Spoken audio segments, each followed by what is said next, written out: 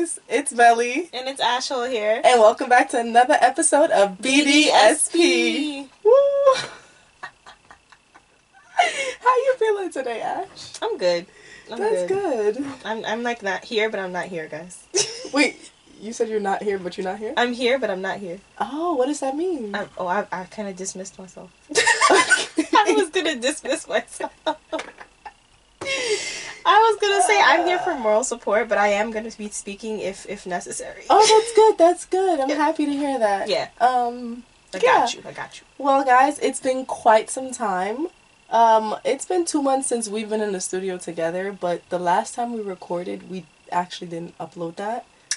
Yo, I forgot that happened. Oh my god. We had a really good episode, and then everything just shut down on us. Oh my god. Yeah. Damn. Everything just shut down on us. So, it stopped recording. Towards the end, though, we still have a good chunk of it, but then my laptop broke. Yo, I didn't even realize that happened. Wait, no, but I uploaded it, so... Did I upload it? No, you didn't upload it, but it's uploaded to our Dropbox. Okay. So it's there. So at least our last recorded, episode on my laptop is on the Dropbox. Okay. Because everything else is gone. Thank goodness. Wow. I uploaded everything. Yeah. Thanks to you, because you be asking, and that's the only reason I upload it. So much, nothing has changed. No, that's not true. That's not true. I was about to lie. That's not true. There's a few things that have changed. Okay, let's know. What's changed? You have a tan. You're not that ass. You're not that ass. You have a tan. We're running to the end of summer, and that's what you're telling me has changed. So that means I've been in the sun. That's really good. Yes, guys, I have a lot of sun time. I have a really nice tan, and I enjoy it. Is that the changes you were talking about? Yeah, I shot one out there. No, but on a serious note, guys, I just spent 2 months out of the country, and so this is Ash and I's first real rekindling since I've been back.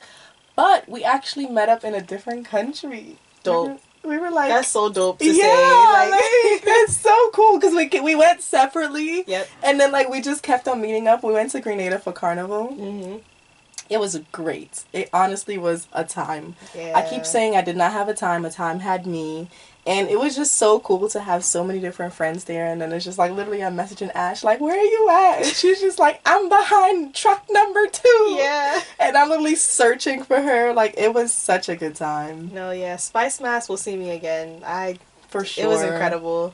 For sure. But before I went to Grenada, I actually spent a little 7 weeks in Guatemala. And that was truly an interesting experience. It wasn't my first major trip. It was my first major solo trip. So I've spent 7 weeks out of the country before. That was, 2017, and then 2018 I did another tour. So I haven't traveled the world like this since 2018. Did I do anything in 2019? I probably did, but it was probably something small. It was shorter. Yeah. Sorry guys, I have a little cold. But yeah, so this was my first major solo trip, and it was impactful for so many ways. The method of traveling, just all of it was just completely new for me. I did partial backpacking, and guys, shout out to the backpackers of the world, because I realized that I am not. But it was like I said, it was such a good experience. So I don't even know where to start. I would love if you started with the immersion into it. You looked like you were in a forest majority of your trip. Your first stay, you looked like you were just immersed in trees. I was, guys. I was in a place called Lake Atitlan. It's a major lake, and it has 3 volcanoes. They're all inactive on the lake. Fun fact, there's a lot of rose quartz around there, so there's an energy to the lake that a lot of healers come from all over the world, and they spend time there because the energy there is generally revitalizing. There's something everyone's always oh, Lake Atitlan is magical, it's magical, and it absolutely is. I spent 2 weeks there before my Airbnb got robbed. Yeah, that was a story. But I spent 2 weeks there, and my Airbnb was truly just around like nature. I had like a nice little hammock. Every morning I woke up, I had my tea. I, stretched. I just talked to the plants. I would go on hikes. Like, I would go out to, I wouldn't call it the market. I would just go out to my neighbors, the people in the town, and I would just buy fruits and veggies from them. And I was pretty much grocery shopping every day because all I mainly ate was fruits and veggies. I couldn't find meat because I would have to go to a different town on the lake to get the meat, because the market was like on Sundays, and I would always miss it. But I really ate more of like a clean life. Like, I just had such a clean eating over there. Yeah. I was making my own green seasoning. Oh, life was so good, guys. Yes. I'm really struggling readjusting. But anyways, that time was really great solitude time because I think those first 2 weeks I interacted with very little people. Yeah. If I'm interacting with someone, it was really just to say hi, say bye, to, pay for food, just general conversation. Just to go back and forth on the, what is it called? The lancha. The lancha. Which is like the dollar van of the sea. It's boats, guys, but it was giving dollar van. Like, it was giving Utica, because they really was like, like San Marcos, Pana Pana. And I was like, yeah, this is really the dollar van of the sea. But like, I was really more so to myself. A lot of my walks, a lot of my adventures were just very like, what's the word I'm looking for? Just impulsive, out of nowhere. And I was working while there. And I think I had mentioned I was leaving in the last episode. Oh, that was not recorded. So this is just all new information for you guys. Right. So I guess I should just jump back a bit and say, like, I prepped mentally for this trip before going on this trip. I stopped listening to a lot of music. I was really listening to only affirmative music. Anything that made me feel good. I was listening to, I think it's called solfeggio frequencies, which is frequencies for healing, frequencies for just tapping into the world and the universe. And that's kind of really what I was listening to. I was stretching. I was out in, nature quite often every day. Like, I was really kind of in tune with myself, and my biggest goal was to really just trust myself. I felt like for the longest I lost my sense of self. I lost my ability to listen to my own instincts, and so part of this trip was for me to really regain that. Yeah. And I can say, while it's not where I want it to be, I definitely have a better sense of self, when it comes to trusting myself in all that I do. Because, guys, there were situations I got into, and I was like, my friends and family are praying for me right now, and I'm doing the exact opposite of what they're praying for. But I did it with a smile on my face and no worries in my heart. Yeah. Because I trusted myself. None of the situations made me feel uncomfortable to the point where I was like, And if something made me feel uncomfortable, I didn't question it. I just didn't go to it. Like, I would express a situation is making me uncomfortable. I think there was only one time where I met these gentlemen and they wanted me to come with them somewhere, like there was like this deli, I'll say a deli, and behind the deli was like a room where they would chill and like just more houses and stuff. And they wanted me to come with them and chill because they're like, oh, we're standing outside, like, whatever the case is. And I was just like, no, I don't feel comfortable going in. Like, I verbally expressed it to them. Yeah. And I didn't go in. They didn't push me. They didn't nudge me. They were just, they accepted it. Like, what y'all gonna do? Kidnap me with like 20 people around? I mean, you can try, but they didn't. Thank God. And I think that was the only situation where I really truly felt uncomfortable, but I spoke up about it, and then I went home and I took a nice nap. Like, it was good, But those first 2 weeks, I made a friend, and that friend, shout out to you, he was my motorcycle instructor, and he actually came there for vacation, and he never left. Wow. He came there a couple months before the pandemic, and he was supposed to just visit a friend for a little bit. Then the pandemic happened, and he never left. Now he's building a house. He just recently messaged me. He was like, yeah, I'm planting my avocado trees. And I'm like, wow, this is a long-term investment. Yeah, because it takes a while for avocado tree to grow. Yep. So it was just so cool to meet people who just ended up there. And then, like, every time anyone asked me, like, what are you doing in Sununa? Because Sununa was the quieter town.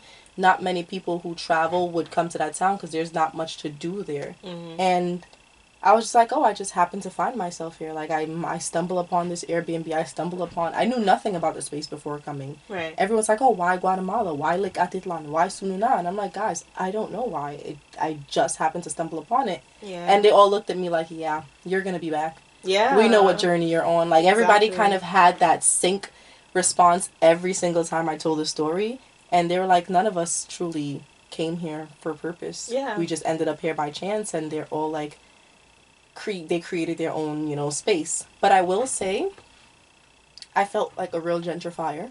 Yeah. And so that was a big problem that I had. You were the transplant. Yeah, and it's like, I kind of am happy that I left because I didn't like that feeling, because I know what it feels like to be in my community and have people come into it and gentrify the location. And I feel like that was kind of what's happening to that area.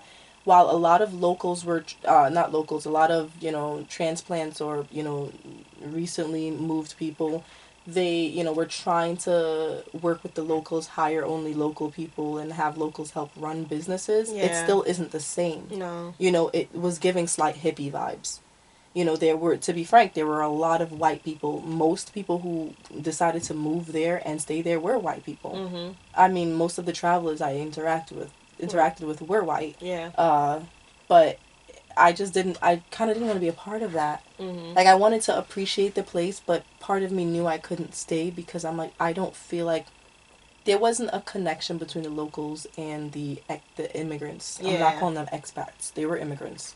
There wasn't a connection between them. There was like, they're in their world and the locals are in their world, and some locals would interact, but the locals, they're Mayan. Yeah. And so they were really wary of having so many new people come in for good reason. Yeah, any place would.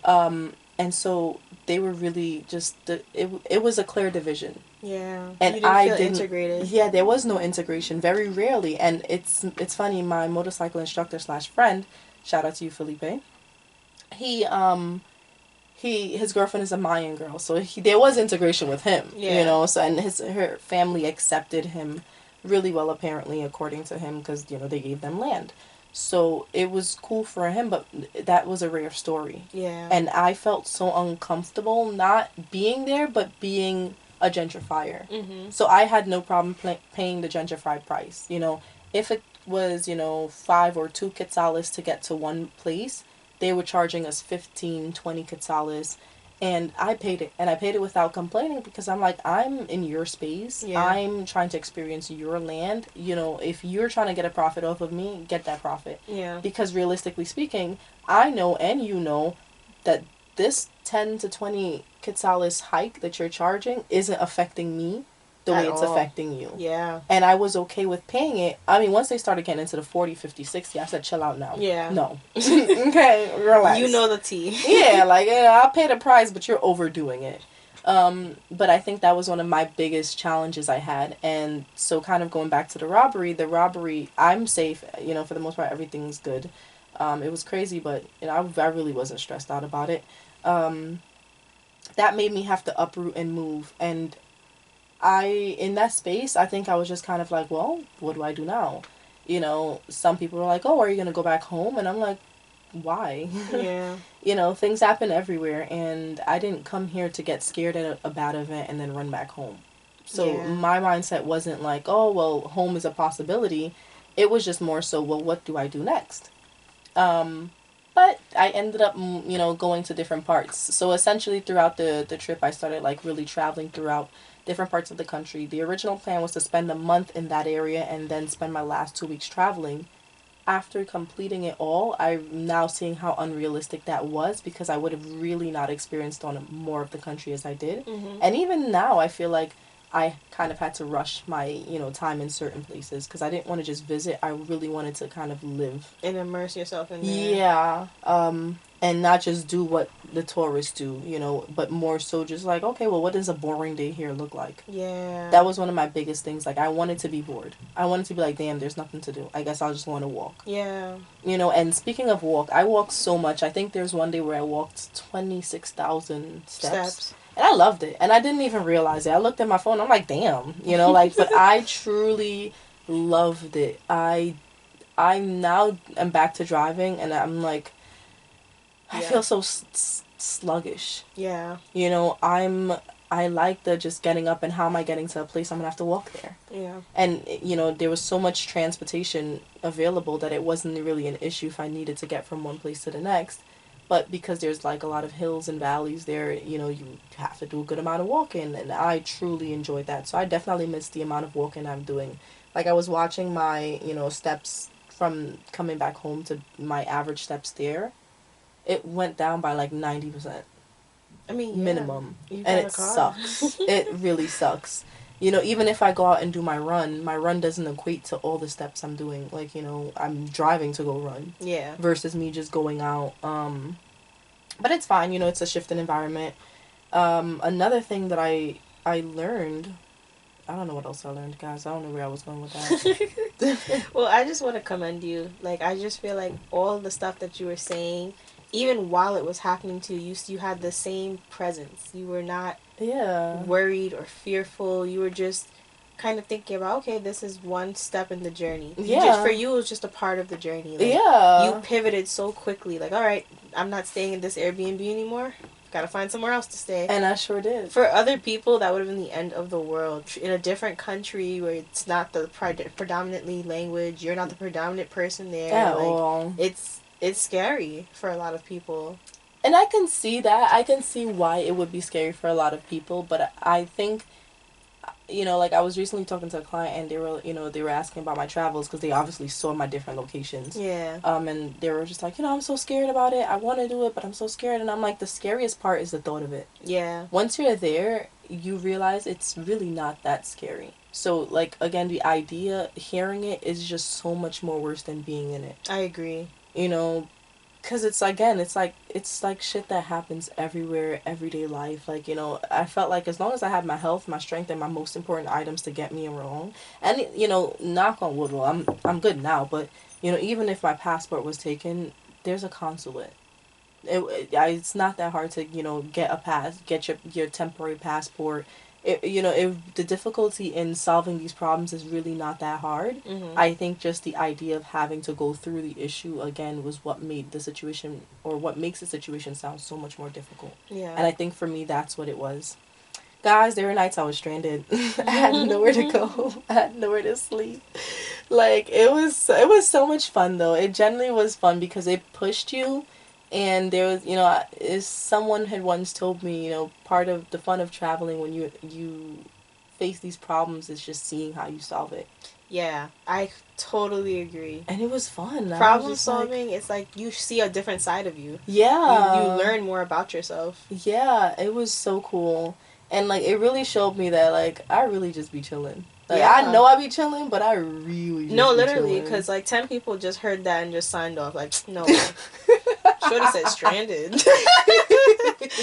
We was with you till we wasn't with you. But being stranded was my fault. Like, it was really my fault. I got way too caught up in what I was doing, and I forgot to book a hostel. And that's another thing, guys. The idea of a hostel in America versus everywhere else, hostels are literally hotels. They have the luxury. You're just sharing rooms with people either you know or you don't know. And that's really it. That's the scary part. Like, I think hostels over here are the same. Like, they have hotel hostels, but people don't like the idea of being with a stranger. But that's what I'm saying. When you get there, it's great. That's how you make friends, especially when you're solo traveling. Yeah, that's people true. Are, oh, where are you from? Oh, what do I sound like I'm from? Oh, and then, like, we're guessing each other's accent. And then, like, some people that are from the same place, they're like, oh my god, which part? And the other person's like, well, I'm from da-da-da-da-da. It was just so cool. And they're like, oh, how long are you here for? What do you do? Like, it was a really good way to get to know people. And that's how I got to know a lot of great people. Yeah. I have, you know, even more international friends. Like, I have international friends prior to leaving here. But now I have even more. Like, I have a group chat, and we're all from, like, different parts of the world. And we're literally planning, like, another link up. Not right now, sometime in the future. And, like, you know, we still keep up with each other's lives, travels, journeys. It's so much fun. And I have another friend. She's, you know, she's in Guadeloupe now, and she's like, just let me know when you're coming. And I'm surely going. Like, she was cursing me out the other day because we update each other in our lives. And we tell each other the tea. Like, you meet some people and, you know, you start telling them shit that you ain't tell people, your friends or your family. And it's because, one, you don't expect to see them again. But two, even if you do keep that relationship, it's like we live together for a little bit. We travel together. You know, if I can like you. It's a different flex. Right. If I can like you in traveling, babe, we're friends. Yep. you know, we're friends, because that's how a lot of friendships and relationships break when you travel. You know, they always say you want to know who your friends are, travel with them. Oof. Or live with them. Yeah. You know? No. And that's another thing about solo traveling that I truly enjoyed. I had the opinion of myself alone. It's the best feeling in the world, and people don't believe it. It was you know, and I think that's why I was so calm in all those situations when things happen, because I feel like if I was with anyone else, it would have made it more of an issue. Yeah, it would have been someone in your ear now, and you have to calm them down as well as deal with the situation. And I'm naturally not a person to freak out in high tense situations. Yeah. High tension. There we go. Situations. So like, to have somebody else freaking out, it's just, girl, we don't got time for this. It's not even that serious. Chill and you're worried about the other person's safety now too. It's just another responsibility. Yeah, and you know, like, oh, I don't feel comfortable staying here. Okay, girl. Well, where you want to stay? Yeah. We don't have many options. The opinions. I was okay with wherever I stayed, and even if I wasn't comfortable, I didn't really complain about it too much. I just was like, okay, well, I'm not gonna spend another night here. Yeah. Literally, it was just that simple.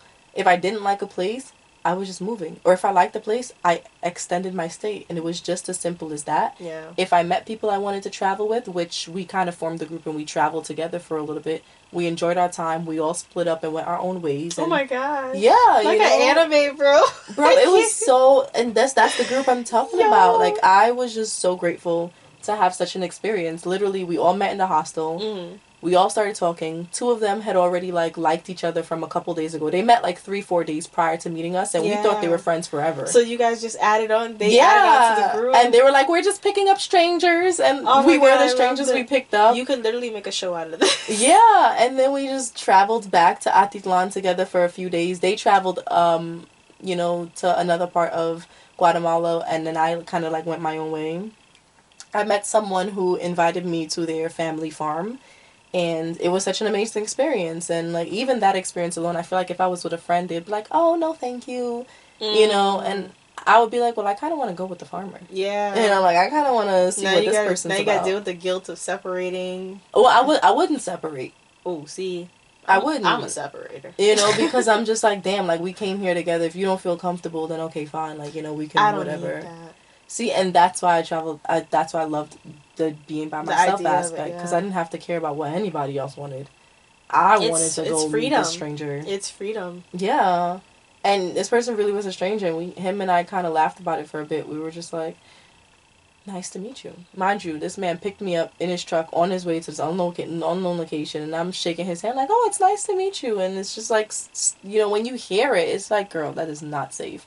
But in the moment, going back to trusting my instincts, nothing about that situation alerted me. Mm-hmm. And so that's why I went with it. And it was one of the best experiences being there. I remember, like, everything you were learning about yourself and about the ideas. Like, you were literally a farmer for a little while. Like, you were just he was so learning. Cool. And just, like, even part of my eating habits now I can attribute to him because of, like, how he eats meat. Yeah. He only eats meat that, you know, had a good life. You know, he broke down the importance of, like, you know, why it is good to only eat meat that was treated well. Yeah. And it's like, I was explaining that to my stepfather recently, you know, he kind of chuckled and laughed at me, you know, I sounded like a millennial at the heart. You know, I was really cookie-cutter hippie for him. Right. But it was just like I was saying, like, now I'm in a space where, like, I can see why and where he's coming from with that mindset, with that ideology, and now I'm like, don't get me wrong, I just had my Chick-fil-A earlier today, and I mourned that would be my last one.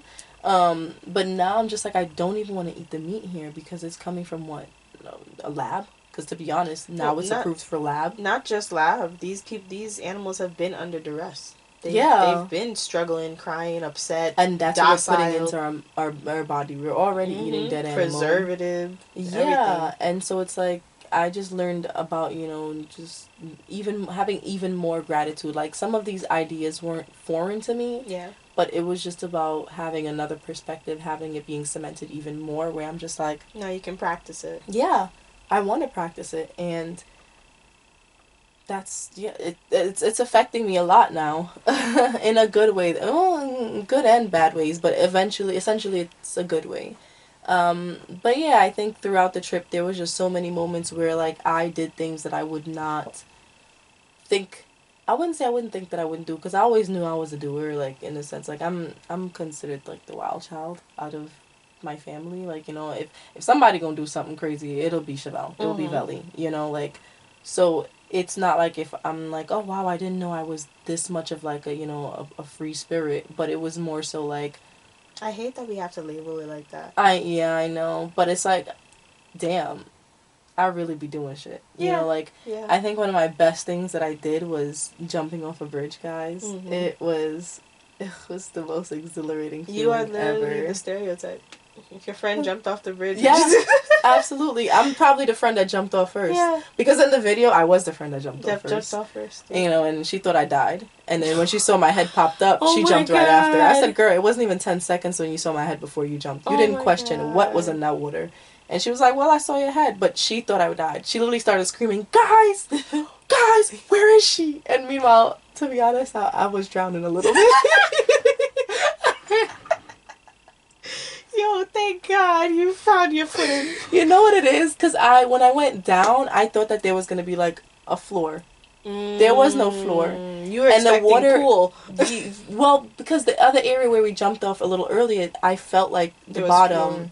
And I didn't feel that. And then the water was so like, it was rushing. You saw the video. The water, guys, it was intense. So like, there's a current. Yeah, and the current was strong because it was just raining that morning, so that shit was going. And so like, I'm in the water, I'm like, oh, there's no bottom. And in my mind, I'm like, I gotta get back to the top. And I'm like, oh, let me start swimming up. Then I realized, because like sometimes when you jump in, it's easy for you to come to the top. But I was like, no, I have to really swim to the top.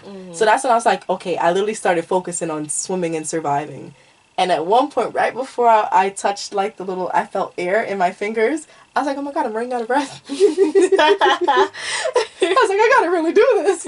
And I made it up, and, you know, like, I did it. And it was so exhilarating. The feeling of falling is crazy. Yeah.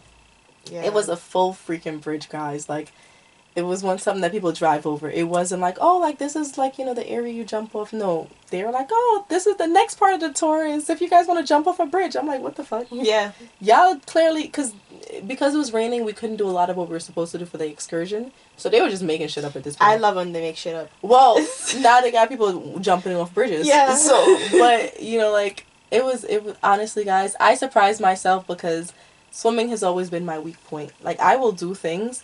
I'm so scared of heights, and I will do things that involve heights. Like, I've just always tell myself, it's okay to be scared, but it's not okay to let your fear hold you back. Stop you from doing stuff. Right. So I've always been like that. And so swimming, though, it's like you need skill. You need some type of, you know, skill to survive. How to swim, yeah. Right. And so that moment was more of a moment of like, not that I'm afraid to jump, I'm afraid of my swimming skills. Yeah. And so the fact that I did it was, again, the trust in myself that I'm like, yo, I may not be the strongest swimmer, but bet your bottom dollar I'm getting out of here. Yeah, right? Because like, and I was thinking about it, guys. I was the only black one. I'm not about to drown. Yeah. The embarrassment? Yeah. I am not shaming my family and my people. You literally would have been the stereotype. Exactly. It would have been that was Spanish. In my head. Black woman. La negra. La negra comes to Guate and drowns on whatever bridge. That's what I'm saying. So like, in my head, that was another reason why I could not drown. Yeah, you had to put on for everybody. Exactly. And nobody even realized that there was so much pressure on me, but me, yeah. I knew it. All the pressure on your back. So, like, I was just like, yeah, we making it out of here. If you're going to jump, you're going to get yourself back up. And I got myself back up. And it was just, like, I was like, this is what happens when you trust in yourself. Yeah. And it's funny because there was a girl in the video I showed you, the girl I was jumping with. When she jumped, she made a life-changing decision that day. She had to decide between going to law school and doing something else. Yeah. And it was a really good law school, but it was like a 5-year program. And she jumped in that water, she came out, and she was like, guys, I had a revelation. I'm not going to go to that law school, because if I go to that law school, I'm not going to be able to live the way I'm living now. I'm going to have to be tied to this, and I don't know if I want that enough. And she was battling that up until she jumped. Wow. And I was just like, it's so cool to be, yeah, and I was like, it's so cool to be a part of this experience for you. I was like, yo, we need a shot to you. Yeah. And we did take a shot later on in the hostel, like, congratulating her on making a decision. Like, in her eyes, there was like a sparkle in her eye. She was just like, I really, like, she couldn't believe she had that revelation. Because it was something that was so heavy on her chest. Yeah. She didn't express it to us until after she jumped. But that jumped is what gave, like, the answer came to her in that moment. Yeah. And we were both scared. We were both about to jump together. Shout out to you, Ella. Like, you got it, girl. I'm proud of you. Right. But, you know, like, I was just like, yo, just to experience that for someone was so amazing. Like, I was like, this, I don't know if I would make that decision. I might have gone to law school, but I think it was the high of it. Because I feel like when you Mm-hmm. jump, even whether you know it or not, it releases something in your Yeah. brain, some kind of chemical. So that probably was all she needed. Like, this feeling, she never that wants rush. to lose it. Yeah, that's Yeah. exactly what it was. And she was just like, I can't put off now. Yeah. You know, and I know she's gonna do great, be great, and whatever she Yeah, chooses. because at the end of the day, people don't realize everything that's for you will always be there. Exactly. Law school not going nowhere. She not gonna get stupider. Like, she'll She can. Not you, girl, but not Right. you, but you know, in reality, you can. I mean, I feel like anybody who got accepted to law school can get accepted again. Yeah, You know, it's a beautiful mindset. I like that. Yeah, I don't know. Don't look at me like It's the faith you have in the world. I love it. Yeah. No, but it was awesome, and so like it was just a moment of trusting herself. And then that moment, it wasn't in regards to her swimming abilities. She could swim. It was in her decision making skills, and that is the moment she decided to trust herself. And I think that's what that trip gave to a lot of people. Yeah. For me specifically, and it's just like, again, swimming was not something I was confident in going into Guatemala. Like, I literally learned to swim a couple of years ago. I still froggy swim, like, you know. I always tell people I don't know how to swim, I know how to survive. I know how to get from point A to point B. Don't leave me in the water for too long, like, you know. But now I'm just so much more. And when there was an opportunity to go into the water, I jumped. I took it. Because I'm like, your girl is not going to miss out. And I think I mentioned this a few podcast episodes ago where I was in Greece. And there was, you know, an activity where you're, like, rubbing mud on the volcano. And I missed out on that because I couldn't swim. The instructor said, if you can't swim, don't get in this water because I'm not saving you. And you don't got to tell me once. Right. Shout out to him. He said forget life jackets. Yeah, he know his truth. He said, I'm not saving you. Yeah, he said it. He was Believe just like, somebody. if you can't swim without a life jacket, don't get in. And listen to me, I didn't even take my shoes off. Yeah. I just sat. Yeah. But it was also disheartening because I'm watching everybody live, and it was just so thrilling. And I was like, I can't believe this is stopping me right now. And that was when I really pushed myself. And that was that trip was in 2018. So I started to learn to swim 2018, 2019 because that was towards the end of the summer. Yeah. So I'll say the summer of 2019 is when I really started to learn how to swim. And it's now 2023, so it really wasn't that long ago. 2020, there was no swimming happening. So in reality, I'm still such a baby when it comes to swimming. So the fact that I did that to me was like, it's major. Yeah, it was, again, I had no other reason or no other thing but to trust myself, and I just knew that I would make it out. That's really special. Yeah, you know that I learned how to swim for Grenada. Like, that's awesome. I literally took lessons because I remember you saying I knew that. everything I wanted to do in Grenada, and because I didn't get to do all of it this trip, I know I have to add it. Of course. Yeah, I just have to go back. And I didn't stamp my passport, so that's another reason. Didn't stamp your passport? No, I went to the machine. The machine doesn't stamp it. The person stamps it. Look at you trying to get ahead of the line. Yeah, I was trying to get ahead of the line, stamp. and I lost my stamp. Well, now I need a whole new passport. Yeah. That's fine. Oh, yeah, you do. Yeah, but that's fine. But that's the reason, like, I knew I didn't want to miss out on any more of those things. I'm always I'm going to just stay on the boat. I'm always it's fine. And some people are content with that. This is a survival skill. That's what I'm saying. Like, this is a survival skill at the end of the day. Yeah. If God forbid something happens, I need to know how to swim. Like, it's so important to me. And when I go back, I can't wait to do all of the crazy things that people think that first time swimmers can't do, like scuba diving and snorkeling and things like that. No, I will. That's exciting. It. I can't wait. That is so exciting. And you know what? You gotta commend yourself because people way too often just accept their limitations. Yeah. And that's why I really don't talk about it as often because it's like that's not how I live my life. Yeah. Those limiting beliefs don't stop me from anything. It's like, I'm afraid. Oh, are you? Yeah. Right. Yeah.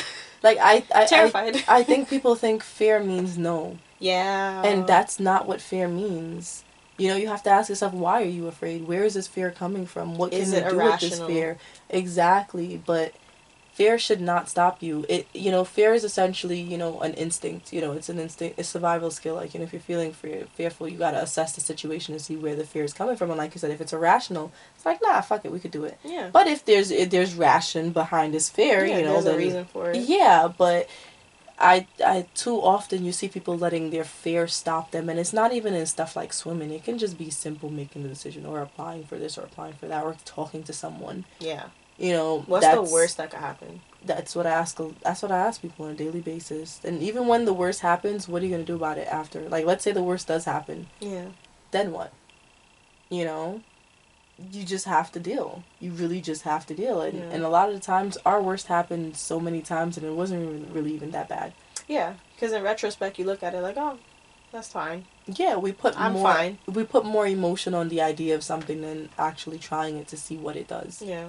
And so, for me, again, just not living in that fear. And again, I've never been one to live in a fear. You can acknowledge the fear, but what is living in it going to do for you? Right. It's just that it debilitates you. So yeah, that was a really big moment for me, guys. Just being able to jump in that water. How did you get out?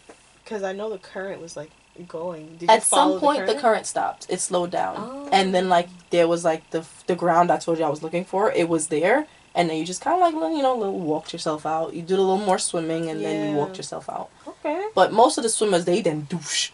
They were doing two hands, head turning, foot paddling. I was froggy swimming my way through. No, that's the vibe. I want to learn how to do that, but the way I swim, I realized it's strong enough to. If I can survive that current, that's good enough swimming. You swam in an actual body of water that's connected to a bigger body of water. That's no small feat. When was that? That. Oh, all the bodies of water are connected. At least I think so. But you talking about when was this? You not no baby pool swimmer. You not no 8-footer, I can bro. Swim. You swam and there was nothing under you to hold you up. Yeah, and I did that a few times. That's what I'm saying. I couldn't feel the water a few times. The only time I was swimming and I was scared is when I was with the farmer that I met, and he was like, yeah, there's a possibility of alligators being in here. I said, sir, he was like, there's a 99.9 chance that it wouldn't happen, but I'm just letting you know. I said, well, now I'm scared. Now I'm scared. Yeah. So I was like, turn this freaking myself out. There was no boat. It was where we were. It was where we were living. Oh, okay. In the water. Okay. But yeah, so it was great. I think that was my biggest thing. Another thing that I took note of, and I've always took note of it in a different light, but this time I saw it even wider, was the lack of, how do I say this, accommodation for black travelers. Yeah. Like, I already knew, like, the rate in which white people, people from the Asian community and, Latin community and black community, travel is just not the same. But it just shows that there's just no accommodation for black people. There's no consideration. There's nothing. And it was hard. Yeah. Like, there was one point I felt so ugly. Like, I felt so freaking ugly. Because traveling for long periods of time, you don't have the same maintenance that you have when you're home. People don't realize that. It's a lot. And being a black woman with black hair, it is a big thing. You're gonna have to figure it out. And I'm like, I'm explaining. I didn't really explain to people how I felt, but it's just like I just knew people wouldn't understand it because I sound like I'm complaining. But it's not just about, just doing my hair. Like, my hair is a big part of how I express myself. It's not like where it's like without my hair I don't feel pretty. No, I know I'm a beautiful person, but my hair is expression. And the fact that, like, I went, guys, and I did a really nice style. I did my little braids and my beads at the bottom, and that's a whole different story for another day. And it was great, but after a while I needed to do my hair because it was looking raggedy to me, and I wasn't feeling my best, and I was raised on presentation. You don't look good for other people, you look good for yourself. You present yourself in a manner you would like to be seen.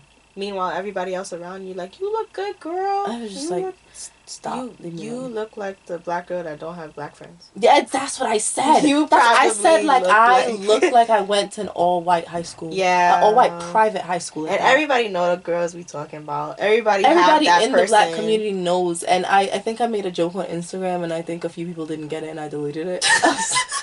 because it sounded a bit racist, and I was just like, guys, it's not though. It's not. It's not. Like you just, it's a vibe you piece. Yes, like, it's like you look unkept a little bit. You look That's it. I did. I felt unkept, and I didn't feel confident about myself. It's not that I cared about external validation. Yeah. It was just like, damn, I really want to do my hair. Like, yeah. You know, I was one point I was on FaceTime with one of my friends, and I was looking for a hairbrush. We were on the phone for at least 2 hours, and I couldn't find a hairbrush in any one of the stores. It's to the point brush you scrub the tubs with? Yeah. I was like, I might have to buy one of these. Yeah. I bought one of them, but I didn't use it. You make do. But I was just like, at this point, am I really going to have to brush my hair with this? And the answer was like, if I took my hair out, yes. This is exactly what I have to do. You have to make do. I completely understand. And it was just so frustrating because I was just like, there's just no... And like, even something simple as the shower. Yeah. The rainforest shower. A black woman with a wig, a nice wig. Yeah. A black woman with her hair done, even if it's her natural hair. If I just twisted my hair, who is standing under this? Now I'm showering with a crooked neck. Everywhere I saw that in Grenada. My resort had the rain shower in Grenada, and I complained. I said, "This is for our white counterparts. Absolutely, this is not for me. Why is this rain shower here?" And if you're doing it, it has to be the one that turns. You have to. That's insane, yo. And it was down to the soap. The soap was the basic body, face shampoo. It was all in one. 6. And I was just like, this is how I know you guys don't know about the black community. This is how I know you don't care about our skin, because how am I supposed to put this on my skin? Yeah. Like, I have my own soap and stuff, but like towards the end of my trip, my little soap bar ran out. It's finished, yeah. And I'm just like, yo, I'm not about to buy a new soap because I'm about to leave in 2 days. Yeah. Like, so I'm gonna have to use this hostel soap, and I love the hostel, but I'm just like, I don't blame you guys, but it just showed that, one, you guys don't get enough black visitors. Probably none. And 2, they get a few. They get a few. But 2, there's no accommodation. Why would they need to accommodate for people they don't know about? Or like, it was a very isolating experience being a black person traveling. No, I totally It always understand. Is. Unless you're with your group of people, it's very isolating. And then another thing, because there's another black person around does not mean we will be brethren. Yeah. Not all skin folk is kinfolk. Regardless, even if we kiki with each other, we don't always... Maybe we just don't want to hang out with each other. And there was an understanding within us. But everyone around felt like, okay, if that's another black person, y'all will be besties, right? No. Yeah. Not really. No. Not really. That's just not how that works. It's not. It's the same thing where you would just assume, like, girls will all kiki together because we're girls in a group full of men. Why would you assume that? Exactly. Maybe she likes unicorns and I like dragons. Like, why would you assume that we would like each other? Yeah. It was a lot of understanding. Like, as much as people like to be like, it's not about race, it's not about this. Like, the black experience is such a unique one where it's like, a lot of my other racial counterparts did not have to worry about their hair the way I did. Yeah. Regardless of what your race is. Yeah. Whether you're Latin, whether you're from the Asian community, whether you're some type of white country, y'all all really was just washing out here in that rainforest with no worries. No worries at all. And I think every black traveler would probably have this idea in their head, because you came over there with braids, but you spend enough time there, them braids is gonna be a little crusty. Especially if I'm in the water. Yeah, so you have to have a backup style in mind, or and then something. To take out the braids, to do your hair. There's a story. There's hair. Like, I'm not trying to explain myself. Like, my god, it was a lot. The explanations. I wasn't giving it. I was forced to at one point because I stayed in Japan for a few weeks. I was forced to, but I was really, really grateful that the time that I had to, I was also paired with another black girl. And she kind of understood it. So we're literally in Kyoto, and I have to change my hair. The locks is not locking no more. The locks they're a little loose. They're falling out at this time. So I'm like, this is fine. This is why I brought the wig. The shake and go is here for me. It's a little bang. It's gonna get me through my next 2 weeks here. Yeah. Taking out my locks, explaining that to my Japanese family would be torture. Because now it's a language barrier. Now I have to explain to you why my hair's falling out. I'm like, this is crazy. So I was really, really grateful that I had another black girl there, and I didn't have to worry about that. So it was like an overnight trip, and I was like, okay, you know what? Let me take it out today. Yeah. This overnight trip will be my day to redo my hair, come out fresh. Yeah, like I think at one point I spoke to one person and I was just like, oh, I really don't feel my best. Like I really don't look my best. And they were like, well, babe, everyone who travels for a long time is not their best. I'm like, I'm sitting there looking at this person like baby, you look know. decent. Right. I can tell what your best is by looking at you. This is nowhere near my best. Baby, you don't even know. I'm giving 2 and I'm a 15. Baby, let me get my eyebrows. let me get myself together. Baby, let me show you how these edges really edge. I'm saying, and I was even thinking, because I do want to go back and I want to travel and do more long-term traveling. I'm like, how am I going to manage my hair? Because I want my natural hair out. Like, I love the braids for the trip, but I don't want to always have to put in braids. I like switching my hair up. The braids were limiting in a sense where, like, you can't put anything over it. I'm tired of this half up, half down. I'm tired of putting, 2 little braids to the front and having them be my little antennas. Like, I'm tired of the low ponytail because it's the same style regardless. To other people, to the people with straighter hair. See, I gathered my words. To the people with straighter hair who has the same hairstyle every day and who be like, oh, I'll put my hair up today and that's like cool for them. No. I can't understand it. Just no. I can't understand it. I'm a wigs, weaves, braids, everything. Different there's so color, much different texture, different there's everything. So much variations it's in art. My expression. You're literally walking art. And I was given a black pencil and a 2x2 notepad to do my artwork on. Like, I'm used to the 64 color crayon box. I'm used to the fancy easel, whatever they call it. Yep. I'm used to the different dimensions. And I was given a pencil and said, here, damn. Right. Like, that's really what I was given. Right. But overall, I didn't let it stop me, but it is something that is the truth as, traveling as a black woman. Another thing was just the fascination, the looks. Like, I didn't mind it, but what I started to mind was people putting their hands in my hair. Yeah. There should be some kind of universal boundary at this point. No, but there, because remember, I'm in places where black people are foreign to them. Yeah, of my course. Beads, no matter the culture, no matter the race, no matter the religion, there was so much confusion, there was so much questions, no matter. It was people from Europe, it was people from America, it was people, the locals. Yeah. Everyone was so fascinated, and I was like, what the fuck? Mm-hmm. I'm not explaining this to you again. Like, it got to the point where I went from understanding, oh my God, it was 2 of them. Yeah. It wasn't one fist, it was both. And it's like, I understood the fascination, and I think I had more compassion for the locals than I did and the tourists and the travelers. Because the locals truly didn't know. Like, they tried to ask me in their own language, what are those? But it's when people was touching without asking. Like, it went from understanding to, okay, I'm getting annoyed. And I understand this is your first time touching my hair, but this isn't my first time experiencing this boundaries, this barrier. Yeah. And, like, I really made sure I kept composure because, one, there was someone I spoke to prior to starting this trip, and she was saying, like, hey, one of the things that she does as a black woman is always try to represent black people well. While it's not her responsibility, for a lot of people, this is the first, second, or third time interacting with a black person. And probably going to be their only. And, yeah, probably. And because there's already such a negative stereotype, she really tries to, show that this is not every black person. And I understood what she meant. Like, I've experienced it while traveling before, but when you're by yourself, it's a different type of processing that emotion.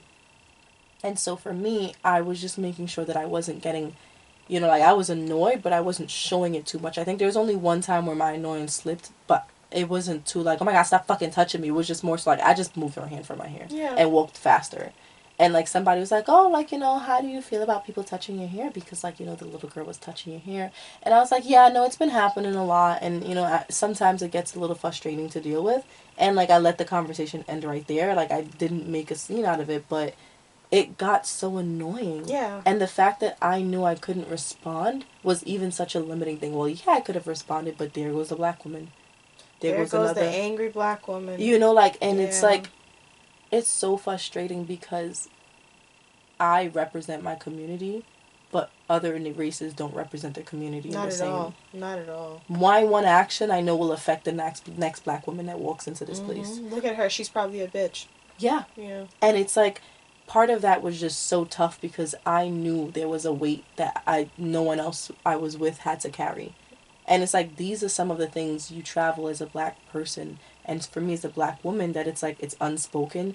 Everyone thinks it's all peachy keen. And as much as I love the people that I travel with, and shout out to y'all, you guys were really awesome, no one understood that experience. And I didn't take the time to share it because I will process myself and I will talk about it with my friends, but I'm not about to sit y'all down and teach y'all. And on top of it, I don't want to put y'all in a comfortable place. Yeah.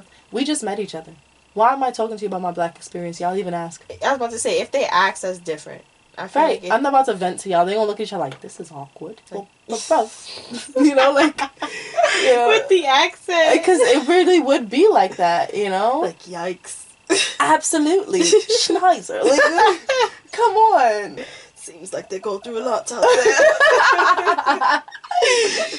You know, so I was just like, you know, I had to keep it to myself, and these are things I'm processing while being around people, because at this point in my trip, I am around a lot of people because I'm in the hostels and whatever the case is. It was a lot. It was a lot. There was stimulation overload. There was just so much. At one point, I only missed my culture. I didn't miss home. I just missed being around people who understood me. Yeah. I missed having my products at my accessibility. And I'm literally thinking, like, how am I going to deal with this when I'm traveling long term? Because I'm not carrying a 32-ounce bottle of conditioner and shampoo in my bag. I'm not doing that. You know, I'm going to have to find places. And one thing I do like is seeing products of certain places, because you can get some real gems hidden in certain places. So, like, I wouldn't mind that. But I also know, like, there's some places that, again, I couldn't find a brush. If I can't find a brush, what makes you think I'm finding a product that would tend to my hair? Right. You know, so it was a lot. And yeah. But on the bright side, I had so many groundbreaking therapeutic moments with strangers. Yeah. That I was just like, I can see myself doing this. This is what you do it for. That I can see myself. Like, that's what you do it for. For one person in particular, I met him and we were just going around the room talking because we were just all in an icebreaker. I was in a co-working space. We just finished working. I was about to go get dinner. He's like, no, come. So it was like a group of 8, 9 of us talking, and we're all sharing what we do. And I'm noticing that he's like skipping over himself. And I keep going back to him. And he's like, skip over himself. It's a black man. And I'm like, no, what do you do? And I knew he was a transplant. Mm-hmm. Because I'm like, you skipping over yourself. You work for the hostel, don't you? Oh, he did. Wow. He did. But, you know, like, when he finally got into it and he's talked about his life and, like, all he knew was travel. He doesn't know one place. To stay in one spot. It was so much questions. And he looked at me. He's like, you have questions, don't you? And I'm like, it's not questions that I have for my benefit. I have questions for your benefit. Yeah. And, like, he allotted me the time and we got into it. I asked him so many questions. And it was questions for him to answer, not for me to know, but for him to get into. For himself, yeah. And, like, we just kept on going back and forth. And, you know, like, this man was in his 40s. Didn't look like it. When they say black don't crack, yeah, I honey, mean, that man was porcelain. You'll never be able to tell. It was giving we're the same age. Yeah. And I was like, sir. When he said 40, I kept it together. But I was like, whoa. Yep. You know, because I'm like, no, I know my people don't crack. Yeah. But no, I was like, whoa. But then I was just like, you know, like, we had a couple of these dialogues, and it was just so great because he's done therapy before. He did all of this before, but I think this conversation meant so much to him, where it's like, I think I helped solve some stuff. And he did say it. He did say, like, he was so grateful for the conversation. I think that was your goal. I think that was the goal. And this is for you, not for me. Yeah, like, it wasn't for me because I felt like it was a burning desire to speak to him. Yeah. And it wasn't from a place of curiosity. It was just, I was doing so much formulations and calculations that I'm like, no, I need to speak to you. And so we did that talk, and it was just so mind-blowingly awesome. And, you know, I even gave him homework. That man has lifelong homework from me. You have and I'm checking up on him. I already told him, so I had to go back. It's actually, what day is it? Okay, so he should be where I said he should be, where he said he was going to be. So I'm going to hit him up in a few days to see if he's there. But then, going to Costa Rica next year, he's one of the people I have to visit. Oh, because he's going. He should be living there. Oh, nice. He should be. Nice. We're going to see if he's doing what we spoke about. Right. And it's like, it's so awesome because I'm like, no, you're my friend. We're friends now. And like, you know, like, it was just so cool. I don't want to get into too much of what we spoke about, but it was just such an amazing moment. And I had a few of those moments where, like, I just felt compelled to have conversations with certain people. It was very few. And when people found out I'm a therapist, they were just so like, that's why it's so easy to talk to you. Let's therapy. And I'm just like, girl, do I look like I'm in a... I have a drink in one hand and a blunt in the other. Yeah. Do I look like I'm in therapy mode? You know? And that's why sometimes I was hesitant on saying what I was. But then there were other times I said what I was and people didn't know, and it was the most refreshing thing in the world. And really? I was like, oh my because God. therapy's not needed in other countries besides not America? That it's not needed, and that was a big thing for me. It's not... the awareness is not there. When you don't know you have a problem, why would there be a solution? Okay. And I was asking people from different cultures, from different barriers. I was like, what does stress look like for you? I couldn't use mental health. I had to break it down. What does stress look like for you? How do you guys solve your problems? When you're hurting but it's not physical, how does that feel, or what do you guys do? Like, I was asking about different places, different... everywhere I went, I was asking these questions. And it shed light on the fact that mental health is a worldwide issue. Yeah. You can dress it up, you can put on different shoes, you can put on makeup, but mental health is mental health. There's different names, terms, whatever the case is. I don't necessarily want to go down the American terminology. I would like to meet people where they are, where they're at, and learn about their terminology. But people are struggling worldwide. Yeah. People are truly going through what we call depression, what we call anxiety, what we call this, what we call that. They may not call it that. No, yeah. And a lot of them don't know that. Going back to, like, you know, growing up in a Caribbean household, if you're depressed, that's just laziness. If you're anxious, you're just in your head. Yeah. Stop thinking about it. Duh, it's that simple. It's like that, but even worse for so many people. And I was just like, oh, I want to travel. I want to continue to talk, outreach, help, do. And the small conversations I had with people, I hope they took what, I hope they took what I got, from this conversation. It showed me, like, this isn't just my job. And I knew it was not just my job, but it really felt good to do it on a larger scale. This isn't just my job. This is me. Yeah. This is my contribution to the world. And that was another thing I wanted to figure out. How can I help people? I'm doing all this traveling, and again, somebody once told me traveling is such a selfish thing. It's one of the most selfish things we can do as human beings. And I didn't understand what they said, what they meant, until I started this trip, and I was just like, oh, I get why they call it selfish.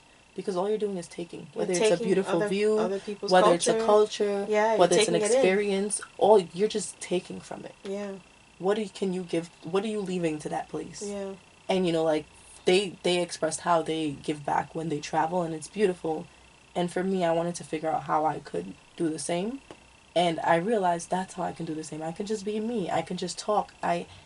I'm not a therapist, or I'm not great at my job because of the schooling, to be quite frank. Because half the shit I do, I don't even know what the original terminology is. I'm great at what I do because I have that connection. Yeah. I don't know how it happens, but it just happens naturally. And I want to do more of that with people all around the world. I want, when I go into a place, I'm not seeking for broken people or whatever the case is, but I just want to be open to connect. Right. But being open to connect means working on myself, healing myself. And this trip also showed me there's so much more for me to work on. There's another level of me to appeal back. There's more of my spirituality that I need to focus on. And I bought some stuff to, like, kind of help guide me. And recenter. Yeah, and continue the process, which is why I'm trying to shift up my diet too, because what you put in is what you get out. So, like, I know. It's hard. Cheese is so good. I don't even mind cheese. I just want to eat cleaner. I feel like there's nothing wrong with cheese. I mean, American cheese is very processed. We have very processed food here. Yeah, so it's just like, just kind of eating cleaner. And so that's kind of my goal for myself. I want, by the time I go back out on the road again, that I'm in a space where I'm more open to give me.